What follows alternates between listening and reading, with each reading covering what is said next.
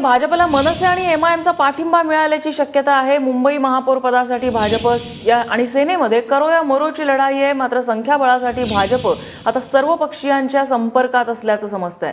आतापर्यंत भाजपकडून 84 जणांच्या गटाची नोंदणी करण्यात आली आहे। रश्मी पुराणिक आमच्या प्रतिनिधी अधिक माहिती देत आहेत। रश्मी, नेमकं काय घडतंय या ठिकाणी? नम्रता, आपण पाहतोय काल देखील मुंबई भाजपची कोर कमिटीची बैठक झाली होती। रात्री उशिरापर्यंत ही बैठक झाली। या बैठकीत जो चर्चेचा एक सुरू होता की आतापर्यंत सामोपचाराने आणि समन्वयाने शिवसेनेबाबत चर्चा करण्याचा प्रयत्न केला, जो आईस ब्रेक करण्याचा देखील प्रयत्न करण्यात आला होता ज्येष्ठ नेत्यांनी, परंतु शिवसेना ज्या पद्धतीने वागते ते पाहता आता भाजपाने आक्रमक भूमिका घ्यायचं ठरवलेलं आहे।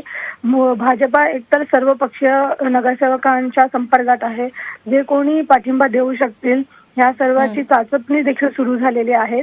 काल मनसेने ज्या पद्धतीने म्हटलं की मराठीच महापौर व्हायला पाहिजे, मराठी उमेदवार असेल तर मनसेचा पाठिंबा भाजपला मिळू शकतो हे भाजपला वाटतंय। त्याच वेळेला एमआयएमचे जे 2 नगरसेवक आहेत त्यांचा पाठिंबा मिळू शकेल का ह्याची देखील चाचपणी सुरू केलेली आहे। त्यामुळे एकूणच भाजपा ही आक्रमक झालेली आहे।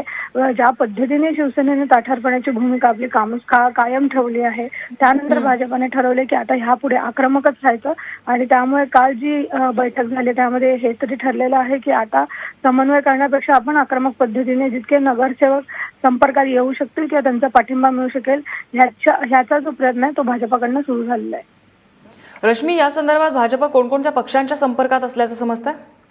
जसं मी सांगितलं की मनसेने काल एक संकेत दिले होते, त्यामुळे मनसेकडनं कुठेतरी भाजपला वाटतंय की त्यांचा पाठिंबा त्यांना मिळू शकेल, एमआयएम कडून मिळू शकेल। ओपन पद्धतीने मतदान असल्यामुळे कदाचित काँग्रेस असेल किंवा इतर जण असतील त्यांच्याकडनं पण पाठिंबा मिळण्याची, काही नगरसेवकांचा पाठिंबा मिळण्याची शक्यता आहे।